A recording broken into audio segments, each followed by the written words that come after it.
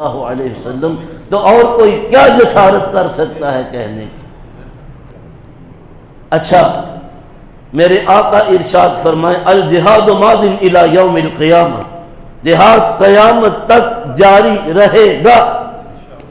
کون فرما رہے؟ سید الرسل صلی اللہ علیہ وسلم۔ آپ کی زبان مبارک سے جو نکلا، رب کعبہ کی قسم پہلے دن بھی حق ہے، قیامت تک حق ہے۔ ایک صاحب حضور صلی اللہ علیہ وسلم سے اجازت لے کر لکھا کرتے تھے، عبداللہ بن عمر بن العاص رضی اللہ عنہ، کہ حضور جو آپ ارشادات فرماتے مجھے اجازت ہے میں لکھ لیا کروں، چونکہ شروع میں آپ نے منع فرمایا تھا یہ فرما کر کہ لا تکتبوا عنی غیر القرآن، قرآن کے سوا میں جو کچھ کہوں وہ مت لکھو، قرآن سے گڑبڑ نہ ہو جائے۔ ہاں، پھر انہوں نے بعد میں اجازت دی، لکھتے تھے۔ کسی ساتھی نے کہہ دیا ارے جو کچھ حضور فرماتے ہیں سب کچھ لکھتے ہو؟ کہا ہاں۔ ایسے نہ کرو بھائی، رسول اللہ بھی تو آخر انسان ہے صلی اللہ علیہ وسلم، کبھی آدمی غصے میں ہوتا ہے، کبھی رنج میں، کبھی کسی تکلیف میں، کبھی پریشانی میں، کوئی بات منہ سے نکل جائے تم سب کچھ لکھتے ہو، یہ ٹھیک نہیں۔ آپ بھی تو آخر انسان ہیں صلی اللہ علیہ وسلم۔ انہوں نے لکھنا چھوڑ دیا۔ خود نبی علیہ السلام نے ایک دن پوچھا ارے تم وہ لکھتے تھے اب نہیں لکھتے؟ جی نہیں تو یا رسول اللہ۔ میں کیوں؟ فلاں ساتھی نے یوں کہا تھا۔ اچھا، خدا کی قسم جو کچھ کہوں لکھو، میری زبان سے سوائے حق کے کچھ نہیں نکلتا، جو نکلتا ہے حق۔ وما ينطق عن الهوى ان هو الا وحی یوحی۔ میرے محبوب صلی اللہ علیہ وسلم اپنی چاہت سے تو کوئی لفظ تک زبان سے نہیں نکالتے جب تک اس کے پیچھے وہی کار فرما نہیں ہوتی، کوئی ایک لفظ نہیں بولتا۔ اللہ کا نبی بولتا ہے تو وحی کی ترازو میں تولتا ہے پھر بولتا ہے۔ میں نے ابھی عرض کیا مسلمانوں کے کسی ملک کسی بستی پر اگر کفار حملہ کر دیں تو اب جہاد کی کون سی قسم ہے؟ قتال دفاعی۔ اور اگر غیر مسلم مسلمانوں کی کسی چھوٹے سے چھوٹی بستی پر بھی قبضہ کر لے، شریعت ہے، مذاق نہیں۔ اگر اس بستی پر ایک دن بھی مسلمان کی حکومت رہی اور کافروں نے واپس لے لی وہ بستی، پوری دنیا کے مسلمانوں پر جہاد فرض ہے۔ جب تک اس بستی کو واگزار نہ کرا لیں اس وقت تک چین سے نہیں بیٹھ سکتے۔ کفار جو چاہے کرتے پھرے، کوئی قدغن نہیں، کوئی پابندی نہیں۔ ظلم و بربریت کا بازار گرم کیا، فلسطینیوں پر خاموش تماشائی بن گئے، جو چاہے کرے کافر، تم خاموش رہو۔ اگر کسی وقت ضرورت پیش آ جائے، میں نے گزشتہ اجلاس میں کیا کہا تھا، اللہ نے اہل ایمان سے ان کی جانیں، ان کے مال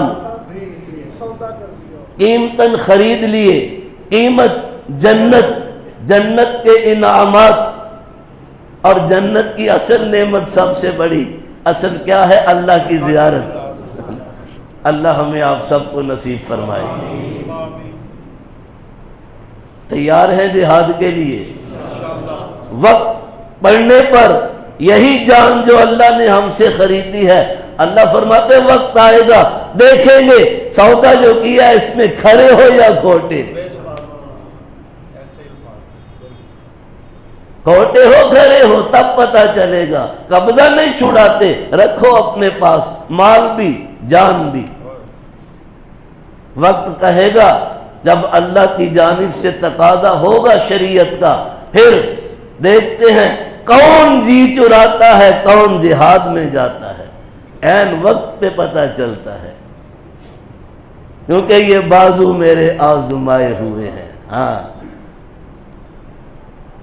میں نے عرض کیا تھا، یاد ہے، چند قدم پر کھڑی موت کو دیکھ کر اس کو مجاہد سینے سے لگاتا ہے، کیوں؟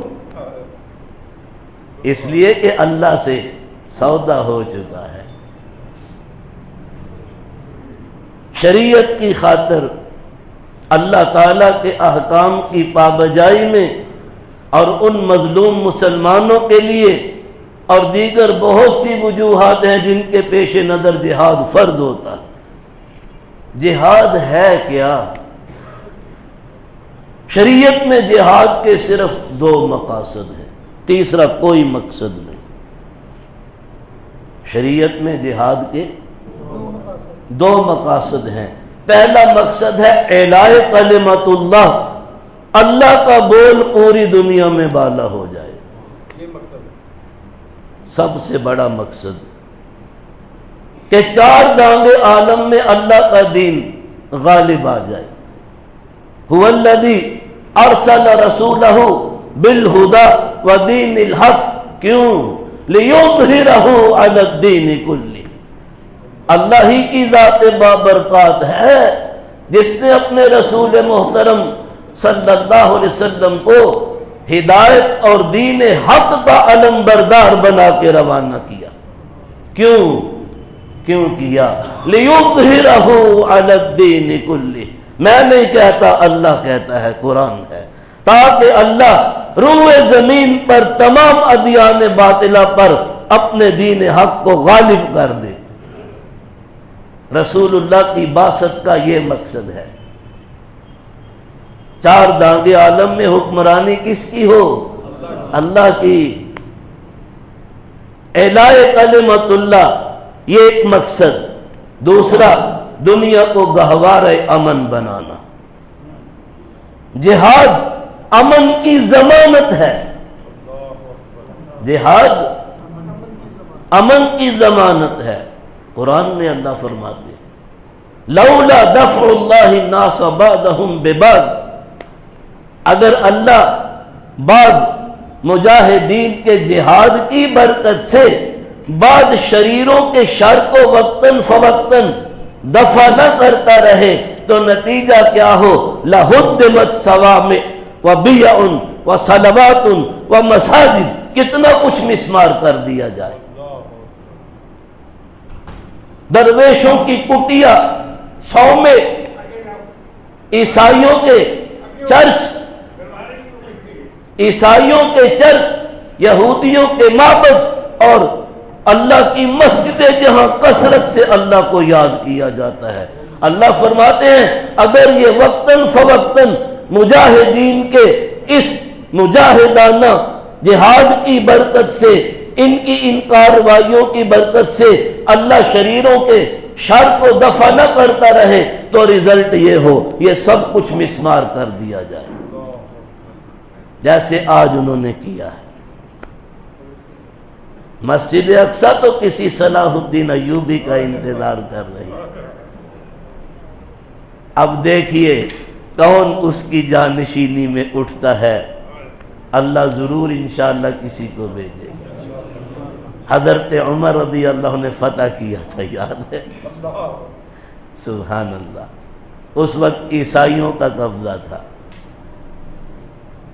آدھا حصہ فتح ہو چکا تھا، پیغام آتا ہے باقی آدھا بھی ہم آپ کے سپرد کرتے ہیں، شرط یہ ہے آپ کے امیر المومنین خود تشریف لائیں۔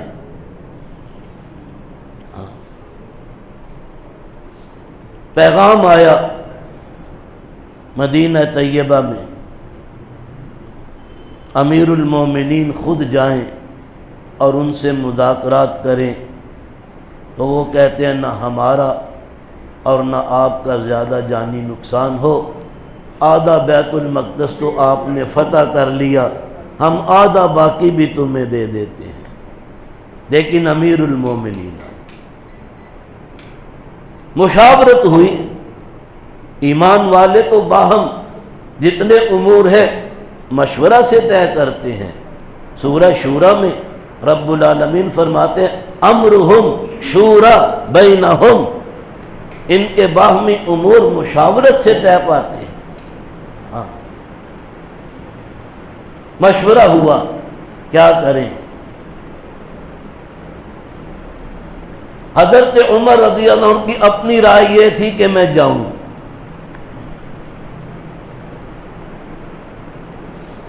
باقی صحابہ کی بھی رائے تھی کہ امیر المومنین جائیں. حضرت علی فرماتے تھے نہ جائیں، کیونکہ سیدنا علی رضی اللہ عنہ کے پیش نظر عیسائیوں کی پرانی سب بد عہدیاں سامنے تھی کہ یہ اس طرح مسلمانوں کو پہلے بھی کئی مرتبہ دھوکہ دے چکے، ہمارے امیر المومنین کو بلا کر کوئی گزند نہ پہنچائے. قصہ مختصر، امیر المومنین چلے گئے. ہاں ایک ہی اونٹ ہے، ایک غلام ہے، ایک امیر المومنین.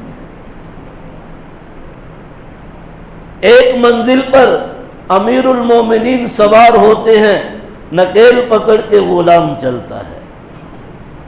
عدل اور انصاف کا تقاضا. ایک منزل پر غلام سوار ہوتا ہے، امیر المومنین مہار پکڑ کے چلتے ہیں. ہاں یہ عدل ہے.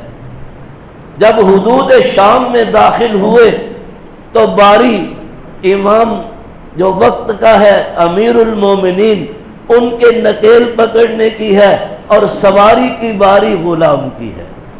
جو لوگ نہیں جانتے تھے وہ یہ سمجھتے ہیں امیر المومنین سوار ہے. عدل ہے. عدل فاروقی دنیا ترستی ہے کہاں ہے. ہاں تلاش کرو. صاحب بعد میں پتا چلا نہیں بھائی امیر المومنین تو نکیل پکڑ کے چلنے والے یہ ہیں. اس وقت پیٹ سے کپڑا پھٹا ہوا تھا اور کرتے کو جا بجا پیوند لگے ہوئے تھے. کچھ نوجوانوں نے ابو عبیدہ بن الجراح رضی اللہ عنہ مسلمانوں کے صف اول کے جرنیل جو اس وقت اس محاذ پر امیر لشکر تھے، ان سے کہا ہمیں تو ڈر لگتا ہے، آپ امیر المومنین سے کہیں ہم نیا کرتا دیتے ہیں وہ پہن لیں، یہ اتار دیں. کیوں کہ مسلمان کی اب عزت نہیں رہے گی. اب کافروں کے حکمرانوں سے ہمارے حکمران اس پیوند زدہ اور پھٹے ہوئے کرتے کے ساتھ جب مذاکرات کریں گے. مناسب ہے نیا کرتا لے وہ پہنے اور سنیں. ہمارے نام نہ ظاہر کرنا، امیر المومنین کو پتہ نہ چلے کہ کہا کس نے ہے. ابو عبیدہ رضی اللہ عنہ بھی جانتے تھے امیر المومنین کا جواب کیا ہوگا، لیکن انہوں نے عرض کیا. امیر المومنین نے پوچھا کہا کس نے ہے؟ کہا میں نے وعدہ کیا ان کے نام ظاہر نہیں کروں گا. وہ کہتے ہیں عزت اس میں ہے کہ نیا کپڑا پہنا جائے. امیر المومنین نے جواب میں کیا فرمایا؟ نحن قوم اعزنا اللہ بالاسلام.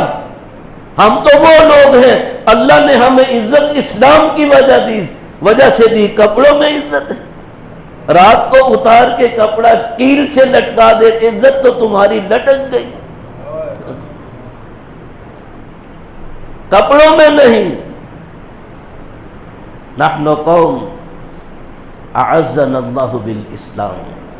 اللہ نے ہمیں عزت اسلام کی برکت سے دی ہے. طالبان کے دور میں طالبان کا ایک سرکاری وفد، وہی پگڑیاں، وہی اپنے سلوار قمیص، وہی داڑیاں سنت کے مطابق جرمنی گیا۔ جرمنی کی حکومت نے اتنا پروٹوکول دیا کہ امریکہ کا پریزیڈنٹ بھی آتا ہے تو اتنا پروٹوکول نہیں ملتا۔ وہاں کے صحافیوں نے پوچھا اتنا احترام تو اسے بھی نہیں ملتا، آپ کے پاس کیا ہے جتنا کہ آپ کا احترام کیا گیا؟ کہا ہمارا کوئی احترام نہیں، یہ رسول اللہ کی سنت کا احترام ہے۔ ہاں، یہ ساری پذیرائی سنت کو ہوئی ہے۔ ہاں، جو سنت کو اپناتا ہے اللہ اس کو عزت بخشتا ہے۔ ہاں جی، بیٹھے ہیں، گفتگو ہو رہی، ایک پادری بار بار امیر المومنین کو دیکھتا ہے۔ آپ نے دیکھا یہ بار بار میری طرف گور گور کے دیکھ رہا، گرکیاں کیا دیتے ہو؟ کہتا ہے حضور میں کون ہوں گرکیاں دینے والا؟ میں نے اپنی پرانی آسمانی کتابوں میں پڑھا ہے آخر الزمان پیغمبر صلی اللہ علیہ وسلم کا وہ خلیفہ راشد جو فاتحانہ انداز سے یروشلم میں آئے گا، اس کے پیرہن پر 17 پیوند ہوں گے۔ میں بار بار گنتا ہوں 16 ہیں، ایک کم ہے۔ امیر المومنین مسکرائے، بازو اٹھایا، کہا ایک چمڑے کا ٹکڑا یہ بغل میں لگا ہوا، یہ بھی دیکھ، اپنی کتاب میں جو اللہ نے تمہیں بتلایا اس کی بھی تصدیق کر، میرے محبوب صلی اللہ علیہ وسلم کی بھی رسالت کی تصدیق کر۔